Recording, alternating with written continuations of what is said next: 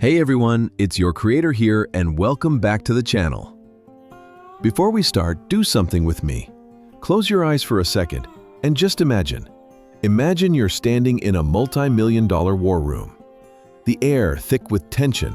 Red lights from the alarm system flash across the ashen faces of dozens of top experts, the highest paid minds in the world. On the main screen, a countdown clock ticks away the seconds with merciless precision. 27:14, 27:13. The young CEO's scream cuts through the wail of the sirens. The entire downtown hospital network is down. Traffic lights across the city are all turning green at once. We have less than 30 minutes before total catastrophe. It's not just money evaporating, it's lives. The safety of an entire city hanging by a thread. Cybersecurity experts, the ones with degrees from MIT, from Stanford, attack their keyboards in desperation. Every firewall they build collapses. Every security protocol they write is neutralized like a child's prank. They are facing a ghost, an invisible and omnipotent attacker. But in the middle of that frantic storm, the camera pans to a forgotten corner of the room. A woman in a worn-out interview suit, her face etched with exhaustion and fear. And sitting next to her, in front of a secondary monitor, is a 9-year-old girl. Small, quiet, with eyes that seem to hold an entirely different universe. While the entire adult world is crumbling, she just watches calmly, her small fingers gliding lightly over a keyboard. Then she looks up, straight at the desperate CEO, and says something that silences the entire room. A statement so calm it's chilling. They're not attacking, they're playing. To understand where that sentence came from, we have to go back 72 hours, to a rain-soaked night in Seattle, in a beat-up car parked in a dark corner, where that woman, Sarah Collins, was trying to get her daughter to sleep with only $84 left in her bank account and the 100th rejection email on her phone, and where that daughter, Lily, diagnosed by her teachers as inattentive and shunned by her peers for being weird, was using a salvaged laptop to analyze algorithms that even university students struggled with. So how does a single mother living out of her car and a 9-year-old girl dismissed by society become the focal point in the crisis room of a multi-billion-dollar cybersecurity firm? In today's video, we're not just going to witness a heart-stopping technological rescue. Together, we're going to peel back the layers of an incredible story about prejudice, arrogance, and the true talent buried beneath social labels. This is the story of how an extraordinary mind can blossom in the darkest of places, and how one person's leap of faith can change everything. And believe me, when the door to that interview room at Aegis Innovations closed, it wasn't the beginning of a job application. It was the start of a war. A war where their only weapon was a mind no one had bothered to notice. Stick with me, because we're about to see how a forgotten genius can shake an empire to its core. 72 hours before the city of Seattle descended into chaos, Sarah Collins's world was confined to the four doors of a 2008 Ford Focus. The rain was relentless. Its drumming on the car roof was a sad, persistent rhythm, a beat for her own desperation. Her phone screen was the only light in the car, illuminating her tired face with cold, hard words. "We regret to inform you." It was rejection email number 101. Her trembling finger scrolled past another unread email with the subject line, "Interview invitation, administrative position, Aegis Innovations." She'd been about to delete it.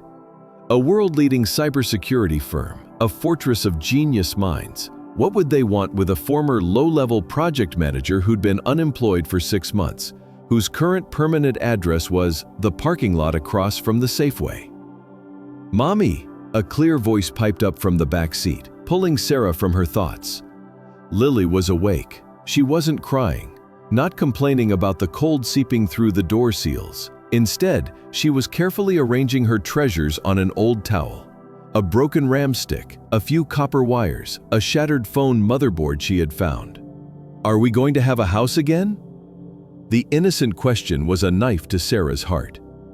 She turned, forcing a smile she knew looked pathetic. "Of course, sweetie, we will. Mommy just needs one person to say yes."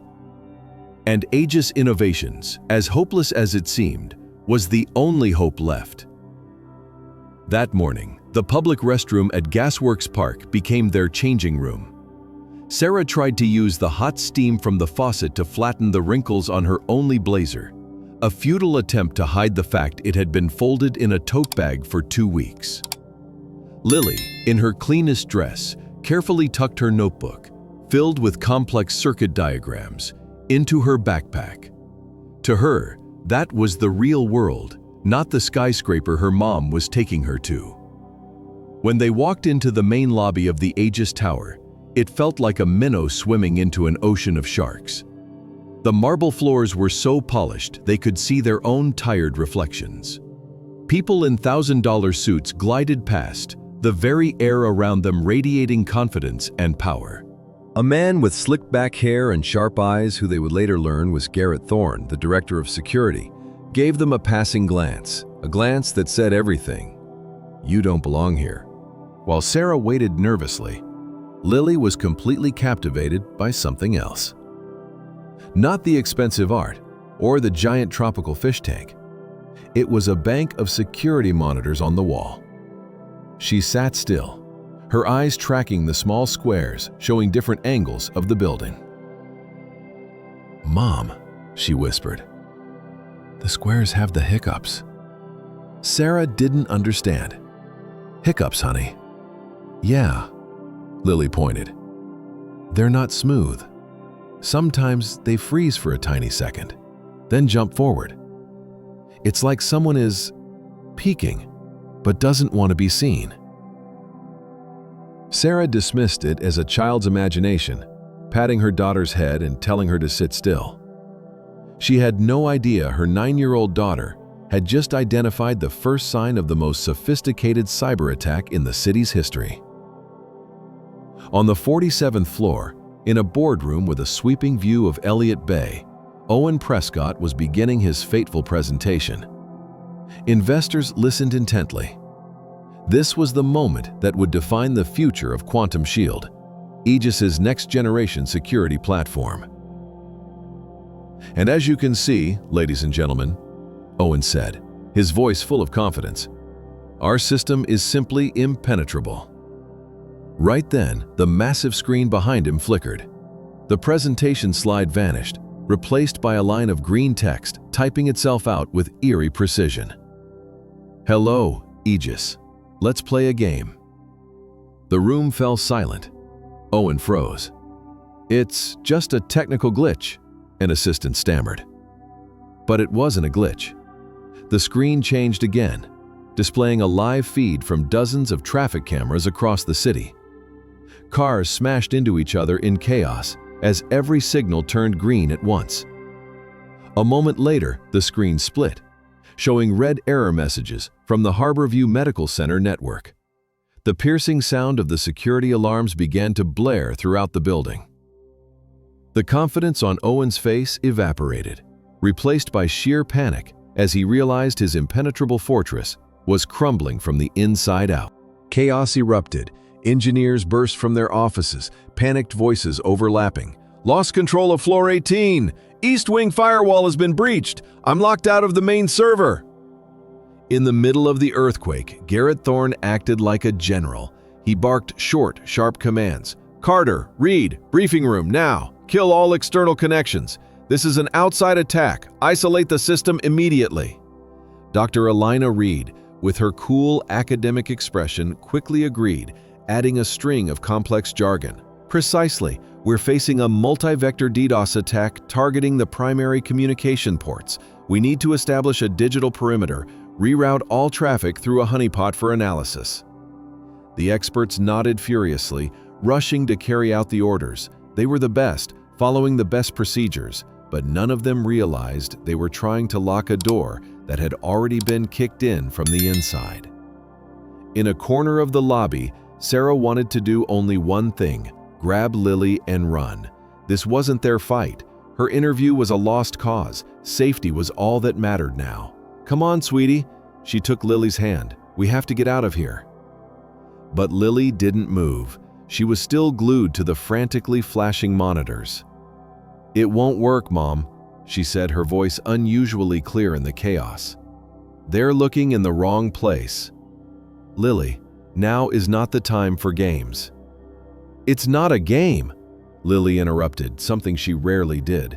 She tugged on her mother's sleeve, her eyes pleading. "Look, they're trying to build a new wall, but the front door of the house is wide open. The attacker didn't break in, they were invited in."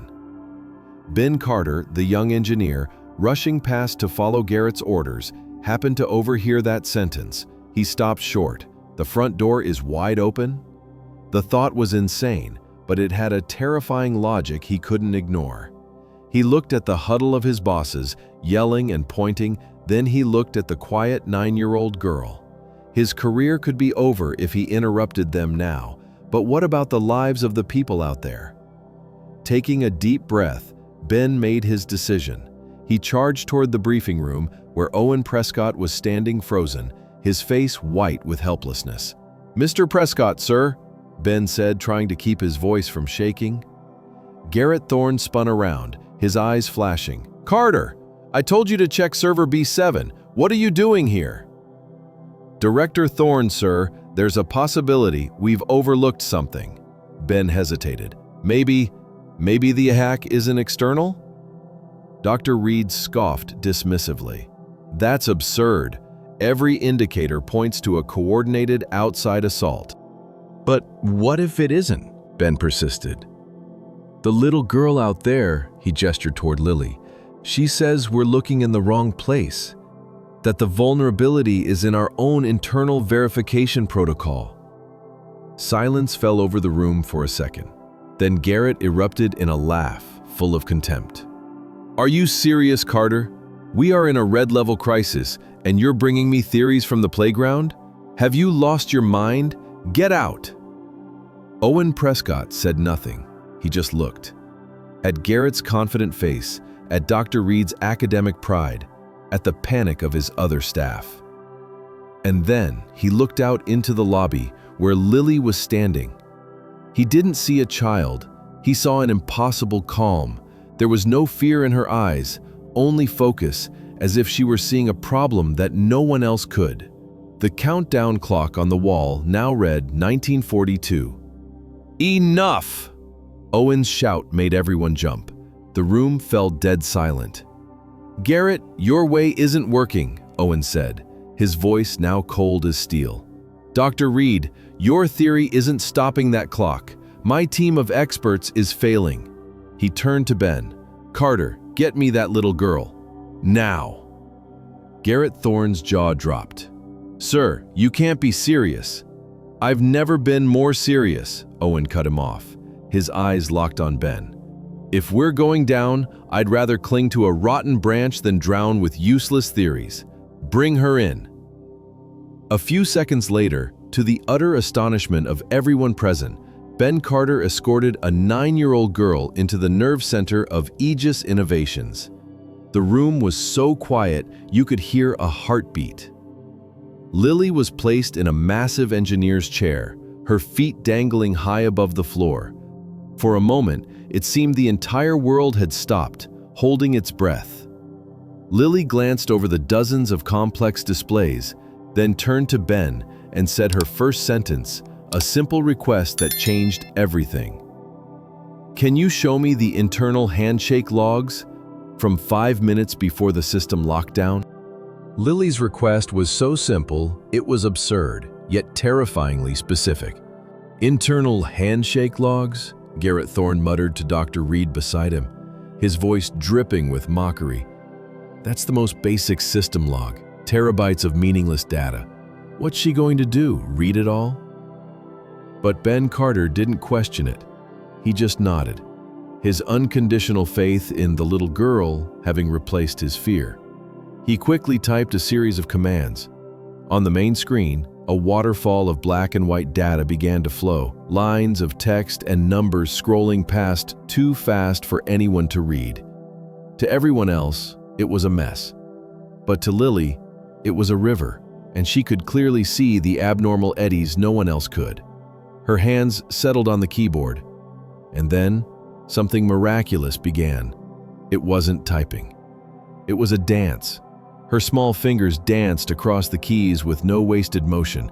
She didn't need a mouse. She navigated the system with pure command lines, moving through complex layers of security as gracefully as a fish in water. She wasn't breaking down walls. She was finding forgotten keys, opening doors their own creators didn't know existed. "What is she doing?" Dr. Reed whispered, the pride in her voice replaced by an undisguised bewilderment. "She's following the echo," Ben answered, his eyes glued to the screen. The attacker left microscopic traces like ripples in water. Lily's going against the current of those ripples to find where the stone was thrown. Garrett Thorne was silent, his arms crossed, his face a mask of anger and disbelief, but his silence didn't last long. "We have a connection," an engineer at the front of the room yelled. "Harborview Hospital's ER server is back online. My God, they have access to patient records again." A wave of relief and astonishment swept through the room. All eyes fell on Lily. She was oblivious. Her world was now just lines of code. She scrolled through a particularly complex encryption string, and then she paused. "It's beautiful," she whispered. In the middle of a mess of malicious code, there was a section written with extraordinary elegance. It was both destructive and mathematically perfect. It wasn't a tool. It was a work of art, a signature. "Phantom," Lily read softly, the name hidden in a single line of comments. Owen Prescott, who had been watching silently, frowned. That name, Phantom, was strangely familiar, like a distant memory he couldn't quite grasp. But before Owen could place the thought, something even more unexpected happened. As if sensing someone touching his work, the attacker responded. A black chat window suddenly materialized in the middle of Lily's screen, wiping away all the code. Inside, there was a single question. "You are not Aegis. Who are you?" "He's talking to us!" Garrett roared. "He's taunting us! Carter, kill that port now! It's a trap!" Ben reached for the keyboard, but a small voice stopped him. "Don't," Lily said, her eyes still on the screen. "He's not attacking. He's talking." Without a trace of fear, Lily placed her hands back on the keyboard. She didn't respond with words. She responded with her own line of code, a short, simple, but equally elegant line that meant an admirer. On the other side of the world, the hacker Leo Sterling froze. For years, he had looked down on the people at Aegis, but this line of code, it spoke his language. He smiled for the first time in hours. The game had just become more interesting. And so, the strangest confrontation in the history of cybersecurity began. It wasn't a battle, but a chess match. Leo sent an encrypted riddle. Lily solved it, and in return, a section of the city's traffic grid was released. Lily sent back an elegant piece of an algorithm. Leo, as a sign of respect, unlocked access to the water treatment plant's data stores. The entire room watched in breathless silence this silent conversation between two brilliant minds. They were no longer attacker and defender. They were two artists engaged in a duet. Finally, after solving a particularly difficult puzzle, Leo sent Lily a reward, a tiny encrypted data file. "What is it?" Owen asked, stepping closer. Lily opened the file. Inside was a single document, a security report from 2 years prior, warning of the exact vulnerability that Leo had exploited. And at the bottom of the report, a handwritten note from the approver. Not relevant. Dismissed. Signed, Garrett Thorne. Lily looked up at Owen, then over at Garrett Thorne standing in the corner. Her eyes held an understanding far beyond her years. "Mr. Prescott," she said softly, but loud enough for the whole room to hear. "I think Mr. Phantom isn't the only bad guy in this story." Lily's statement hung in the heavy air of the control room. All sounds seemed to stop. Every eye, from Owen Prescott to Ben Carter to the exhausted engineers, turned to one man, Garrett Thorne. Garrett, a man who always wore a mask of ironclad authority, looked flustered for the first time. But it only lasted a second. He quickly regained his hardened expression and let out a contemptuous laugh. "This is ludicrous. You're going to believe a document provided by a hacker? This is obviously a fabrication, a doctored stunt to divide us in a crisis. He's playing with your minds and he's using a child to do it." Garrett's words seemed plausible. Doubt began to creep back into the room. Could this really be a trap? But Owen Prescott wasn't looking at Garrett. He was looking at the screen. He saw the elegance in Phantom's code. He saw the logic in Lily's work, and he saw the truth in the little girl's eyes. "Ben," Owen commanded, his voice frighteningly calm. "I don't need to trust the hacker's document. I trust my own system. Access the redundant archival server. Find the immutable copies of all security reports from 2 years ago. Thorne's division." The color drained from Garrett Thorne's face. He never thought Owen would look there. It was a digital graveyard, a place no one ever touched. Ben typed, sweat beading on his temple. A few endless minutes passed, and then, on the main screen, a document file appeared. It was identical to the one Lily had received, a detailed report on the system vulnerability, and at the bottom, a clear, time-stamped digital signature. "Dismissed. G. Thorne." The silence was now suffocating. The proof was undeniable. One man's arrogance, his ambition to hide a mistake, had endangered an entire city. He had created Phantom. "Security," Owen said quietly, but his voice echoed through the room. "Please escort Director Thorne from the premises." Garrett didn't fight. He just stood there, the arrogance on his face collapsing into a cold emptiness. As 2 security officers approached, he shot one last look at Lily, a look filled with hatred and a bitter truth. He had been defeated, not by a rival hacker, but by a child he had dismissed. As Garrett was led away, a new line of text from Phantom appeared on Lily's screen. "Is he gone?" Lily looked at Owen, who gave a slight nod. She took a breath, and for the first time, she typed a word in plain language, not code. A single word: justice. Across the screen, in a dark apartment, Leo Sterling looked at the word. He watched on a security feed as Garrett was escorted away. A sad, relieved smile touched his face. He didn't need revenge anymore. He just needed to be heard. And finally, someone had listened. Leo typed his final commands. A data packet was sent to Aegis's system. Inside was the full decryption key, a complete patch for the vulnerability, and all control was relinquished. Then, the chat window vanished. Phantom's traces dissolved into cyberspace. The crisis was truly over. 1 month later, Seattle was back to its normal rhythm. But at Aegis Innovations, everything had changed forever. Sarah Collins walked into her new office. It wasn't a tiny cubicle for an admin assistant. The nameplate on the door read, "Head of Special Potential Development." Her first task wasn't scheduling meetings, but reviewing a dusty old personnel file with the name Leo Sterling. In their new apartment, a place filled with warmth and light, Lily had her own workstation, with the best equipment Owen Prescott had personally sent over. She no longer had to salvage broken parts. Now she was building, creating. That evening, Sarah and Lily took a walk in the park. No more cold parking lots. The golden sunset glowed on the lake. "Mom," Lily asked, watching the other children play, "your new job, is it to find more people like Mr. Phantom?" Sarah smiled, a truly happy smile. She knelt beside her daughter and hugged her. "Yes, sweetie.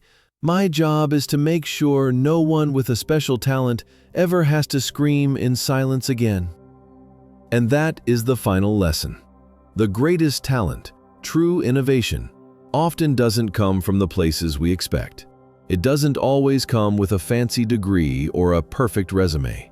Sometimes it's hidden in a child's worn-out notebook. Sometimes it comes from the voices of those who have been ignored, dismissed. The story of Sarah and Lily reminds us that the most important task isn't to try to create geniuses. Our task is to create a world where prejudice and arrogance can't extinguish the geniuses who are already right in front of us. Look closer. Listen deeper. Because you never know if the quiet whisper you're about to ignore might just be the voice that changes the world.